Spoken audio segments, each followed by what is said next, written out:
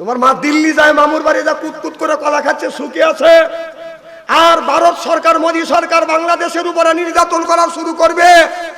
আর যখন সেই বিদেশে ডক্টর ইউনূসের সাথে যখন দেখা হয়েছে, মোদী সরকারের কাম শেষ। ডক্টর ইউনূস যখন গেছে বিদেশে, মোদী সরকার তার লোকজন নিয়ে তারা আছে। মনে হয় যে আপনার প্রফেসর শিক্ষা আমার শিক্ষা কেন্দ্রে ঢুকতেছে, ছাত্ররা দাঁড়া আছে। আপনারা দেখেন নাই? ডক্টর ইউনূস ঢুকতেছে, মোদী তার জনগণ নিয়ে দাঁড়া আছে, মনে করেন শিক্ষক ঢুকতেছে ক্লাসের মধ্যে। ডক্টর ইউনূস এরকম করে বসে আছে একাই, আর মোদীর পিছনে আর একজন আছে। যদি মোদী ভাষা না বোঝে কথা কয় না, কারণ ডক্টর ইউনূস 7 ভাষায় কথা বলতে পারে। সুবহানাল্লাহ, এটা জোরে কর। আর মোদী এক ভাষায় বাংলাই বলতে পারে না, হিন্দি বলতে মুইতে বলা। পিছনে আর একজনে বসা রেখেছে। যখন ডক্টর ইউনূসের সাথে যখন মোদীর কথা হলো, প্রথম কথা হলো যে আপনি এক দলীয় লোকের সাথে সম্পর্ক করতে চান না বাংলাদেশের জনগণের সাথে সম্পর্ক করতে চান? মোদীর কথা শেষ। মোদী বলল, কোন রাজনৈতিক দলকে আমি পছন্দ করি না, আমি বাংলাদেশের জনগণের চাই। ডক্টর ইউনূসের একটাই বক্তব্য হলো, আপনি যদি বাংলাদেশের সাথে সম্পর্ক রাখতে চান, জনগণকে যদি ভালোবাসেন, তো বাংলাদেশের সেই প্রধানমন্ত্রী, সাবেক প্রধানমন্ত্রী আপনার দেশে বসে এই উল্টোপাল্টা কথা বলছে, তাকে সর্বপ্রথম ফেরত দেন, বাংলাদেশের আইন অনুসারে তাকে বিচার করা হবে। মোদীর পিছাব হয়ে গেছে। বাংলাদেশ জামাত ইসলামের উপরে যেরকম নির্যাতন করা হয়েছে, বাংলাদেশে বেশিরভাগ আলেম ওলামার উপরে যত নির্যাতন করা হয়েছে, একটা আলেমরা দাড়ি কেটে পলাইছে। তোমরাই বললে খেলা হবে, পাবলিক খেলার জন্য খেলেই নেই, কেবল রেডি হচ্ছে, দাঁড়াইছে খেলার জন্য, পলাইছে দাড়ি কেটে পলাইছে। যে চলে যাবে বুঝতে হবে ও ওই দলের লোক, লড়াই করে যাচ্ছে।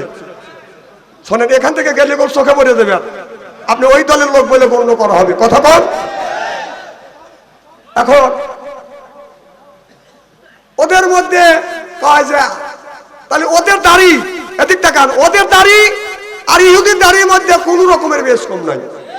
তাহলে ইহুদিরাও নামাজ পড়ে, ইহুদিদের দাড়ি আছে, ওদেরও দাড়ি আছে। তোদের দাড়ি আর ইহুদিদের দাড়ি, তোদের নামাজ আর ইহুদিদের নামাজের মধ্যে কোনো পার্থক্য নাই। কথা বল না কে? তাই যদি না হয়, তাহলে একটা আলেম, বাংলাদেশের একটা আলেম দাড়ি কেটে পালালো না, আর তোদের খেলা শুরু হলো না, তোরা দাড়ি কেটে পালানো শুরু করলি।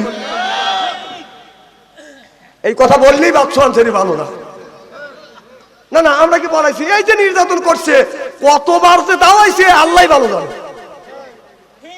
এই মমতাজ যখন বলল যে বুখারী শরীফ, তিরমিজি শরীফ, মিশকাত শরীফ কতবার পড়ছে ওর মনেই নেই, বেশি কি কর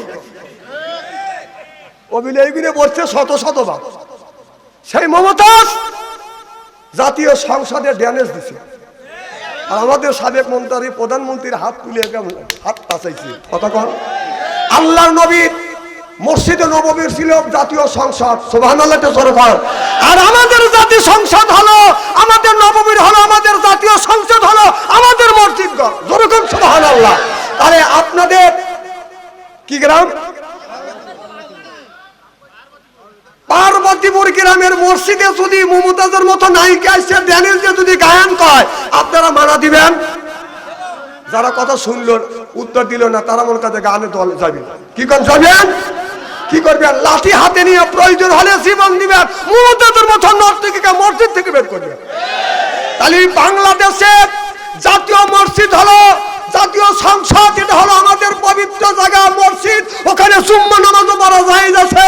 সেই জায়গা বাংলাদেশের 20 কোটি মানুষের রিজিক বন্টন হয়, সেই জায়গা মমতাজ সেই সংসদের মধ্যে নাইসিয়া, ওই সংসদটাকে নাইসিয়া গায়া সংসদ নষ্ট করছে। কোথায় পায় না নাইসিয়া সংসদ নষ্ট করিয়া বুবু পালাইছে। আর নাই আমার বুবু মমতাজ কোথায় পালাইছে, আমার বুবু মমতাজ কোথায় পালাইছে। উল্টো পাল্টা নাচ দেখাইয়া সংসদ নষ্ট কইরাছে আমার বুবু মমতাজ আজ কোথায় পালাইছে। ওই ওই যে কাদের কাকা চলে গেল, ওই যে কোথায় রইলেন কাদের কাকা কামরুল ইসলাম হাসান দাদা, কোথায় রইলেন কাদের কাকা কামরুল ইসলাম হাসান দাদা। ওই যে ছাত্রদের রক্ত নিয়ে হুলি খেলেছে আমার বুবু মমতাজ আজ কোথায় পালাইছে। কোথায় সাবেক প্রধানমন্ত্রী তোমার কথা কি যে বলি, কোথায় সাবেক প্রধানমন্ত্রী তোমার কথা কি যে বলি। দলের মানুষ ফেলে রেখে দিল্লি পালাইছে, ওই যে দলের মানুষকে ফেলে রেখে দিল্লি পালাইছে আমার বুবু মমতাজ আজ কোথায় পালাইছে। সিল্লে কোন ঠিক কিনে স্টলে বসে চা খায় আর মা আসবে মা আসবে, তোর মা মরবে লেগে আসবে। তোর মা শতগুণী ছাত্র মারছে, যদি একটা বার করে যদি ফাঁসি হয় পেপারে দেখলাম 300 বার ফাঁসি হবে। তোর মা মরবে লেগে আসবে, তোর মা তোকে মারার জন্য উঠে পড়ে লাগছে। তোমার মা দিল্লি যায় মামুর বাড়ি যা কুতকুত করে কলা খাচ্ছে সুখে আছে। আর ভারত সরকার মোদী সরকার বাংলাদেশের উপরে নির্যাতন করা শুরু করবে। আর যখন সেই বিদেশে ডক্টর ইউনূসের সাথে যখন দেখা হয়েছে মোদী সরকারের কাম শেষ। ডক্টর ইউনূস যখন গেছে বিদেশে মোদী সরকার তার লোকজন নিয়ে তারা আছে, মনে হয় যে আপনার প্রফেসর শিক্ষা আমার শিক্ষা কেন্দ্রে ঢুকতেছে ছাত্ররা দ্বারা আছে। আপনারা দেখেন নাই ডক্টর ইউনূস ঢুকতেছে, মোদী তার জনগণ নিয়ে দ্বারা আছে, মনে করেন শিক্ষক ঢুকতেছে ক্লাসের মধ্যে। ডক্টর ইউনূস এরকম করে বসে আছে একাই, আর মোদির পিছনে আর একজন আছে। যদি মোদী ভাষা না বোঝে কথা কয় না, কারণ ডক্টর ইউনূস 7 ভাষায় কথা বলতে পারে। সুবহানাল্লাহ একটু জোরে কর। আর মোদী এক ভাষায় বাংলাই বলতে পারে না, হিন্দি বলতে মুইতে বলা, পিছনে আর একজনে বসা রেখেছে। যখন ডক্টর ইউনূসের সাথে যখন মোদীর কথা হলো, প্রথম কথা হলো যে আপনি এক দলীয় লোকের সাথে সম্পর্ক করতে চান না বাংলাদেশের জনগণের সাথে সম্পর্ক করতে চান। মোদীর কথা শেষ। মোদী বলল কোন রাজনৈতিক দলকে আমি পছন্দ করি না, আমি বাংলাদেশের জনগণকে চাই।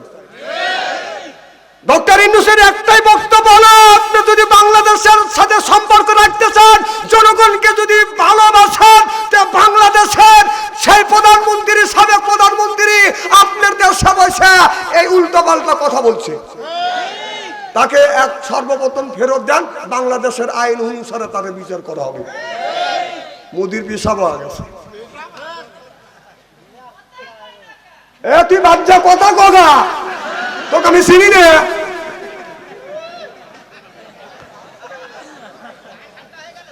কি খারাপ লাগতেছে নাকি ভাই?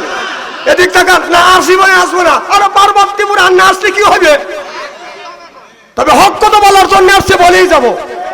তবে শোনেন, খুব খারাপ লাগতেছে। বাংলাদেশকে অচল করবার জন্য ভারত চেষ্টা করেছিলেন। ডক্টর ইউনূস প্রফেসর ইউনূস বলেছিলেন, আগে আল্লাহ তারপরে আমার চেষ্টা আছে, বাংলাদেশ নয় গোটা বিশ্বে তার গ্রহণযোগ্যতা আছে। সিল্লেকন মারহাবা। প্রত্যেক বছর দেখছি রমজান মাসে 33 বার করে কারেন্ট গেছে, বিদ্যুৎ গেছে। এবছর কি গোটা বাংলাদেশে রমজান মাসে বিদ্যুৎ গেছে এরকম প্রমাণ দেখাতে পারবেন? এই মুসলমানের বার্তা কথা কন না, কথা কয় না, তুই এসে কথা কয় না। কথা কি আমি অবাস্তব বলতেছি নাকি? বিদ্যুৎ এখনো যায় না, ইরিগেশনের সময় বিদ্যুৎ থাকে না, এখনো বিদ্যুৎ যায় নাই। মারহাবা একটু জোরে কর। আমাদের এলাকা ইরিরাবাদ হয়, একটা দিনও বিদ্যুৎ যাচ্ছে না। হঠাৎ 2-4 মিনিট, হঠাৎ আগে খেত ফাইটে চৌচির হয়ে গেছে, এখনো দান থোর হয়ে দানের শীষ বের হয়ে গেছে, এখন খেতের মধ্যে দিলে 4 ইঞ্চি পাওয়া যাবে। মারহাবা একটু জোরে কর। মানে ডাক্তার ইউনূস ভালো করতেছে না খারাপ করতেছে? খাদ্য দ্রব্যের দাম সব নিয়ন্ত্রণ করে ফেলেছে। ভারতের পেঁয়াজ ভারতে বসতেছে, ভারতের আলু ভারতে বসতেছে। ডক্টর ইউনূস প্রফেসর ইউনূস গোটা বিশ্ব থেকে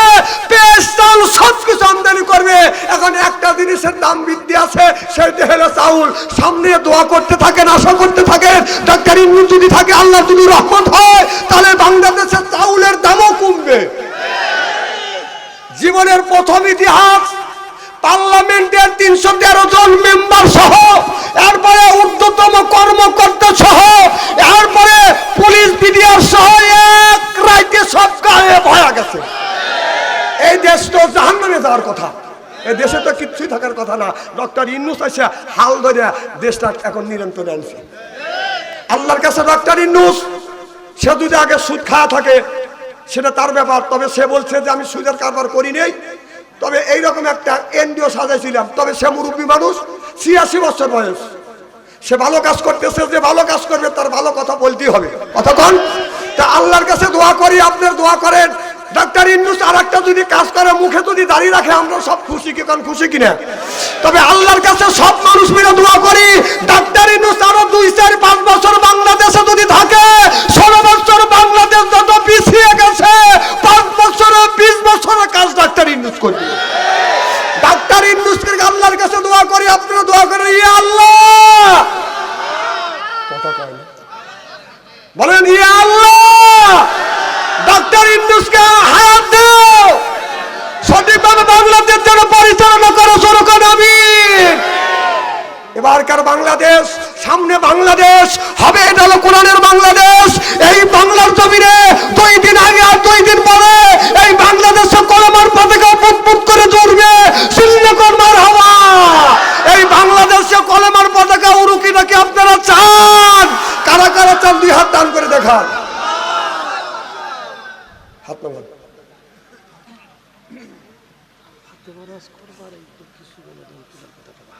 ফাতেমার ওয়াজ করবো, তাহলে আগে বললি তো ফাতেমার ওয়াজ করতে হবে। আপনারই কোন তাফসির করেন, এই ওয়াজ করেন, আপনারই কোন ফাতেমার ওয়াজ করেন, ঠিক আছে।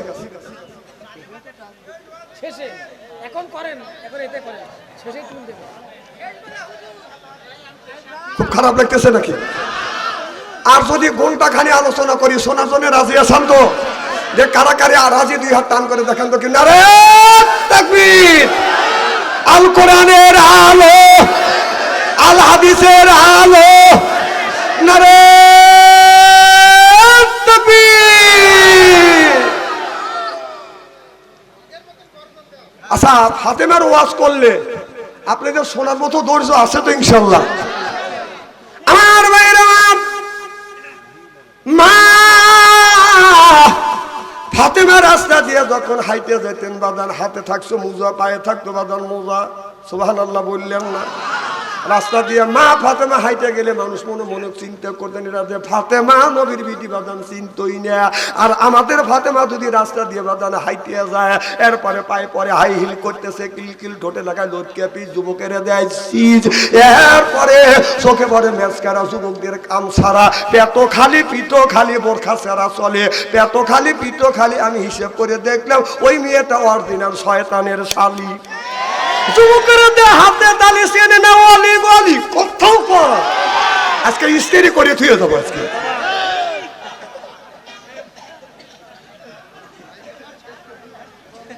মা ফাতেমা যখন ব্লাউজ গায়ে দিতেন, হাতের কবজা পর্যন্ত বাদান ব্লাউজের আপনার হাতা থাকতেন, কথা বুঝতেছেন না? আপনার জুলটা থাকতেন কোমরের নিচ পর্যন্ত। হযরত আলী যখন বাদান জুব্বা গায়ে দিতেন, টাকনার মাঝামাঝি পর্যন্ত জুব্বার বাদান জুল থাকতেন না। আর আমাদের দেখেন, আমাদের দেশে দেখেন ওই ফাতেমার স্বামী, ওই ফাতেমা এই পর্যন্ত বাদান হাতা থাকতেন, আর ব্লাউজের জুলটা থাকতেন কোমরের নিচ পর্যন্ত। আর ওই ফাতেমার স্বামীর জুব্বা ছিল বাদান আপনার ওই টাকনার মাঝামাঝি, জোরকান মারহাবা। আর আমাদের দেশের ফাতেমার স্বামীর অবস্থা দেখেন। আমাদের বাইরে যখন সাত বানাতে যায়, যখন বাইরের সাতের হাতা বাদান বড় না ছোট? হ্যাঁ, ছোট হাতা, পুরুষ ছোট হাতা গায়ে দেয় না, ফুল হাতা গায়ে দেয়, কথা কয় না। এটা কি হাতা? এখন না ফুল হাতা করতেছে, কি বোঝে এরা? ভাই যখন সাত বানায়, ভাইয়ের সাথের হাতা দানা ফুল হাতা, ভাইয়ের সাত বানালে হাতা হয় ফুল। বাবির যখন ব্লাউজ বানায় হাতা ফুল না হাফ। তাহলে দেখেন কি উল্টো। ভাই পুরুষ মানুষ তার হাতা বানালেন বাদান লম্বা, আর বাবি মহিলা মানুষ তার হাতা হলো বাদান হাত। ভাই যখন শার্ট বানায় শর্টের চুল বাদান কোমরের নিচ পর্যন্ত বাদান চলে যায়, আর বাবির যখন ব্লাউজ বানায় বাবির ব্লাউজের চুল হলো হাফ বাদান পেটের উপরে। ভাই এই চুল দিয়া, এত বড় চুল দিয়া কি করলো? ভাই পেট ডাকতেছে, পেট ডাকতেছে, পেটের মধ্যে ভাই পেটের মধ্যে কি আছে? ভাইয়ের পেটের মধ্যে আছে বাদান নারী আর বুড়ি, পোষাবার পায়খানা। এইটাই যদি বাদান সাতটা ভুল করিয়া যদি ডাকতে পারে, বাবির পেটের মধ্যে হবে হাফেজ হবে, কারি হবে, মৌলানা হবে, সেইটা বাদান রাখে বাদান আগলা, যুবকের হয়ে যায় বাদান পাগলা। এরপরে পিছনে বাদান রাখে বাদান হলো খালি। আমি হিসাব করে দেখলাম ওই মেয়েটা অরিজিনাল শয়তানের শালি। এখান থেকে এই পর্যন্ত বাদান রাখে বাদান আগলা, যুবকেরা বাদান হয়ে যায় পাগলা। এই পর্যন্ত রাখে বাদান আপনার ফাঁকা। আস্তে আস্তে তাকা, চশমা ঝুলাই চুলে, কথা বললে বললে, চোখে চোখ রেখে যাও, এটা যে কুত্তা চাও। এখন তো ঠিক করবে। আমার কথা কি বুঝতেছেন? তাহলে ওই ভাবতে মাপ বিলাউদের চুল ছিল কোমরের নিচে, আর আমাদের ফাতেমা গুলি আছে বিলাউদের চুল বাদান এমন খাতো করছে বাদান পেটটা বের হয়ে গেছে। কারণ মারে আমি তোমাদের অনুরোধ করে বলবো মা, তোমাদের আমাদের পেটের মধ্যে, পুরুষের পেটের মধ্যে লারি আর বুড়ি আছে, পোষাবার পায়খানা আছে, আর তোমাদের পেটের মধ্যে আল্লাহর ওলি হবে, তোমাদের পেটের মধ্যে শাহামকদম হবে, তোমাদের পেটের মধ্যে শাহপরার হবে, তোমাদের পেটের মধ্যে আল্লামা দিলওয়ার হোসেন সাইদি জন্ম নিবে, তোমাদের পেটের মধ্যে আমির হামজা জন্ম নিবে, তোমাদের পেটের মধ্যে মামুনুল হক জন্ম নিবে। সিল্লা কোন ঠিক কিনে?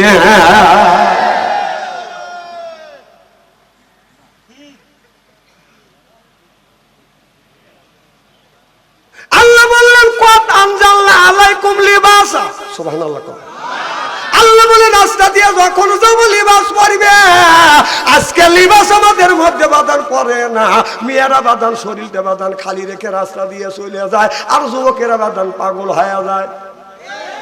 পাগল হয় কিনে এই একটা মেয়ে রাস্তা দিয়ে বাদান হাইতে পারে না, যুবকেরা বাদান পাগল হয়ে যায়। এই যুবকেরা মোবাইলের মধ্যে প্রেম আর ভালোবাসা করতে করতে বাদান প্রেমের সেঞ্চুরি করছে। আল্লাহ নবী বলেছে আর বলি বিদ্যা উঠে যাবে 100 জাহিল, জাহিলিতে বর্ষিত হবে। সেই অবস্থা আজকে বাংলার জমিনে বাদান হয়ে গেছে। একটা ছেলের বয়স হলো 10 বছর, তার হাতে বাদান তুলে দিছে বাদান টাচ মোবাইলে। মেয়ের বয়স 10 বছর, তার হাতে বাদান তুলে দিছে বাদান টাচ ফোন। একটু 20 বছর আগে কার ঘটনার দিকে বাদান একটু লক্ষ্য করে তাকানা। আমরা যখন ছোট ছিলাম, শীতের দিন আমাদের মা আব্বা কি করতো? সকালবেলা অজু দয় আমপারা তুলে দিত, বেটা মক্তবে যা, মাদ্রাসে যাও, কোরআন শিক্ষা করো। সুবহানাল্লাহ। জোরকান ঠিক কিনা? 20-30 বছর আগে আমরা যখন ছোট ছিলাম, ছোটকালে দেখছি অজু দেওয়া আমপারা দিছে, ছেলে আমপারা নিয়ে থরথর করে কাঁপছে। বলে মা শীত কিভাবে যাবো? মা কি করছে? বাবার লুঙ্গি নিয়ে এসে পিছন দিয়ে সুন্দর করে ভাঁজ করে বাইরে দিছে, যাও মক্তবে যাও কোরআন পড়ার জন্য। আর ওই যে 6 বছরের ছোট্ট বোন, আমার কথা কি শুনতেছেন? 6 বছরের ছোট বোন সকালবেলা ওযু দিছে, শীতের কারণে থরথর করে আমপারা এরকম হাতে নিছে, এরকম সুমো দিয়ে বুকে নিয়ে থরথর করে কাঁদতেছে। মা শীতের মধ্যে কেমন করে আমপারা নিয়ে মাদ্রাসা মক্তবে পড়ার জন্য যাব? মায়ের যে আর একটা শাড়ি আছে, এই শাড়িটা বাস করে বোনের গলায় বাঁধিয়ে দিয়ে কয় মক্তবে লেখাপড়া করবার জন্য যাও, কোরআন শিক্ষা করবার জন্য যাও। চিল্লে কর ঠিক কিনে? ছোট্টবেলা দেখছি